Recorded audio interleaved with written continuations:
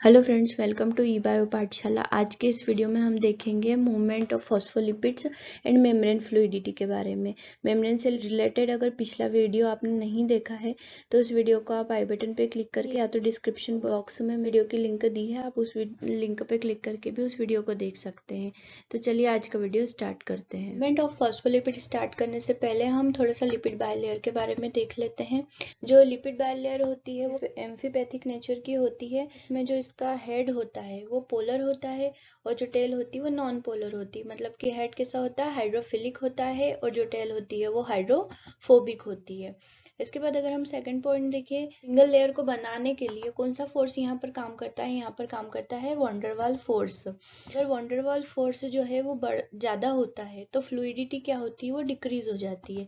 जैसे ये दो मॉलिक्यूल है, इन दोनों मॉलिक्यूल के बीच में अगर वॉन्डरवाल फोर्स ज्यादा है तो ये क्या होंगे, एक दूसरे से जुड़ के रहने के, मतलब कॉम्पैक्ट रहने की कोशिश करेंगे फोर्स की वजह से। तो क्या होगा, फ्लूइडिटी डिक्रीज हो जाएगी। इसी तरीके से अगर हम सेकंड पॉइंट देखिए, अगर वॉन्डरवाल फोर्स कम होगा यहाँ पर इन मेम्ब्रेन या इन मॉलिक्यूल्स के बीच में, तो फ्लूइडिटी क्या हो जाएगी, बढ़ जाएगी। क्योंकि ये फैटी एसिड मॉलिक्यूल है, इनको पकड़ के रखने वाला फोर्स यहाँ पर कम है, तो क्या होगा, उसकी फ्लूइडिटी इंक्रीज हो जाएगी। ये जो बायलेयर होती है इसके फॉर्मेशन में कौन सा फोर्स काम करता है, यहाँ पर हाइड्रोफोबिक फोर्स काम करता है। मतलब सिंगल लेयर के फॉर्मेशन में वॉन्डरवाल फोर्स काम करता है, लेकिन ये डबल लेयर के या बाय लेयर के फॉर्मेशन में कौन सा फोर्स काम करता है, हाइड्रोफोबिक फोर्स काम करता है। अगर हम लिपिड बायलेयर में देखें कि क्या क्या पाया जाता है, तो एक लिपिड बायलेयर में फॉस्फोलिपिड पाए जाते हैं, ग्लाइकोलिपिड्स पाए जाते हैं और कोलेस्ट्रॉल पाया जाता है। अब हम स्टार्ट करते हैं मूवमेंट ऑफ फॉस्फोलिपिड्स।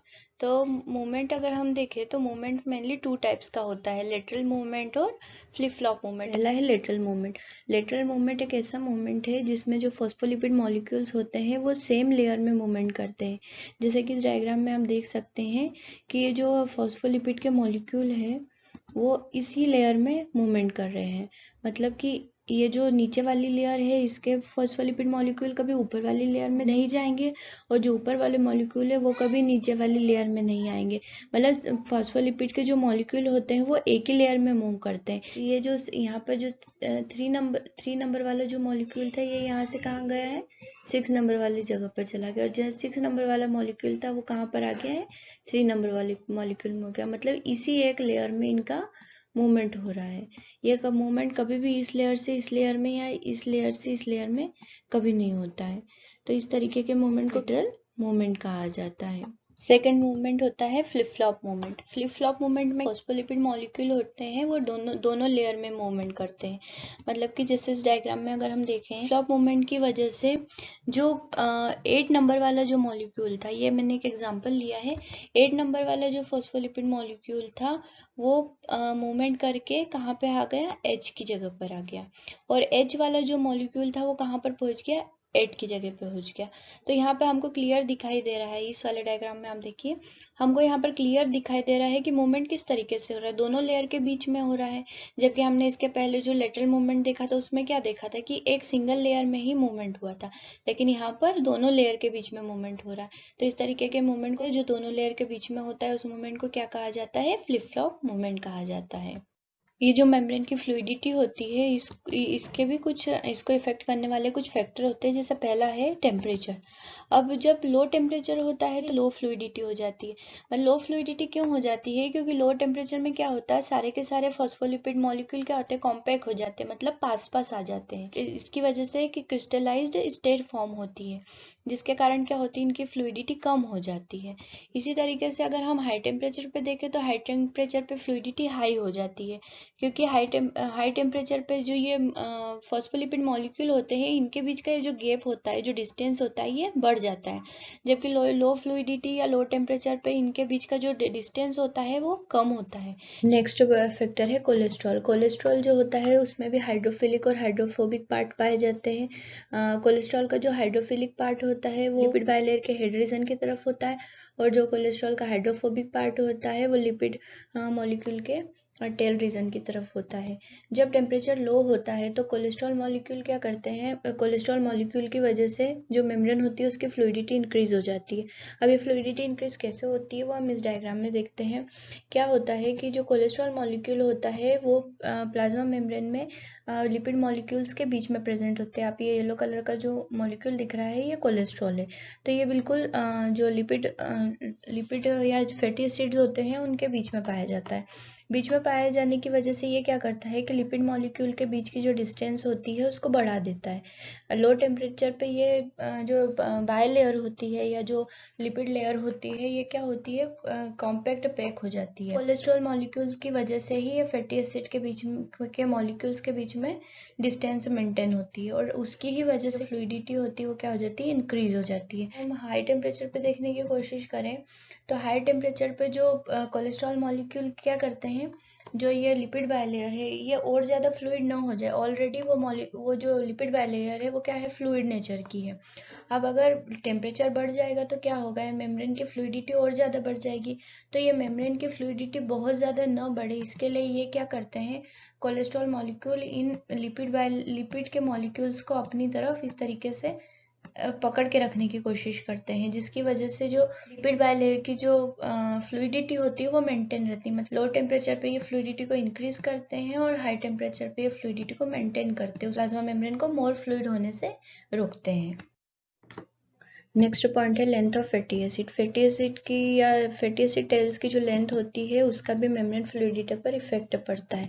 अगर फैटी एसिड की जो टेल्स है उनकी अगर लेंथ ज़्यादा है या वो लॉन्ग है तो क्या होती है, फ्लूइडिटी डिक्रीज हो जाती है। क्यों फ्लूइडिटी डिक्रीज हो जाती है, क्योंकि इन मॉलिक्यूल्स के बीच का जो इंटरमॉलिक्यूलर इंटरेक्शन है वो बढ़ जाता है इनके, उसकी वजह से क्या होता है, जो फ्लूइडिटी होती है वो डिक्रीज हो जाती है। बिल्कुल इसके ही अपोजिट अगर फैटी एसिड टेल्स है वो शॉर्ट है, मतलब उनका फैटी एसिड की जो टेल्स है उनका साइज छोटा है, तो क्या होता है, मेम्ब्रेन मोर फ्लूइड होती है। अब ये मोर फ्लूइड क्यों होती है, क्योंकि इनके बीच लगने वाला जो इंटरमोलिकुलर इंटरेक्शन है या इनके बीच लगने वाला जो फोर्स है वो क्या हो जाता है, कम होता है।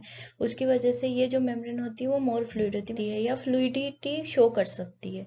इसके कारण ये शॉर्ट लेंथ वाले फैटी एसिड टेल्स होती है जिन मेम्ब्रेन में वो मोर फ्लूइड होती है, और जिन फैटी एसिड की जो टेल्स होती है वो लॉन्ग होती है तो उनकी जो फ्लूइडिटी होती है वो कम होती है।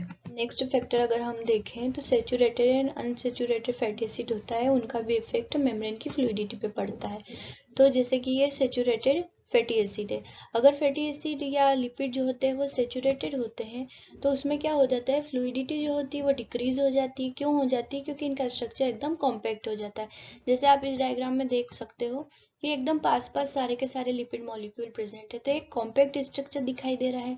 अभी अगर स्ट्रक्चर इतना कॉम्पैक्ट होगा तो इनमें फ्लूइडिटी, मतलब इनमें हिलने की जगह तो है ही नहीं यहाँ पर, तो ये क्या कर रही है, इनके जो फ्लूइडिटी एकदम डिक्रीज हो जाती है। जबकि जो अनसेचुरेटेड फैटी एसिड होता है उनमें क्योंकि डबल बॉन्ड प्रेजेंट होता है और डबल बॉन्ड प्रेजेंट होने की वजह से ये क्या होते हैं, लेस कॉम्पैक्ट होते हैं। मतलब डबल बॉन्ड की वजह से क्या होते हैं, उनमें एक किंक लाइक स्ट्रक्चर डेवलप हो जाता है। जैसे ये फैटी एसिड का हेड है और ये टेल है, तो एक टेल तो ऐसी रहती है और दूसरी टेल ऐसी हो जाती है।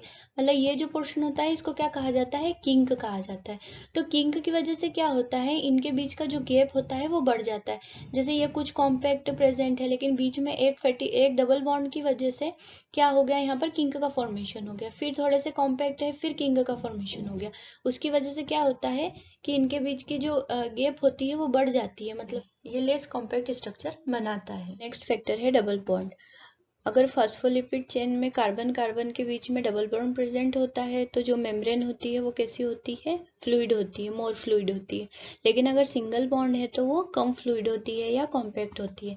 जैसे अगर इस डायग्राम को अगर हम देखें तो इसमें क्या है, इस बायलेयर में डबल बॉन्ड प्रेजेंट नहीं है जिसकी वजह से ये कैसी पैक है, कॉम्पैक्ट पैक है। आप इस वाले जो डायग्राम है मैंने एक सिंगल फैटी एसिड चेन बनाई है, इसमें आप देख सकते हैं इस पूरी फैटी एसिड चेन में एक भी डबल बॉन्ड नहीं, जिसकी वजह से ये जो फॉस्फोलिपिड बाय लेयर है कॉम्पैक्ट है, मतलब कम फ्लूइड है।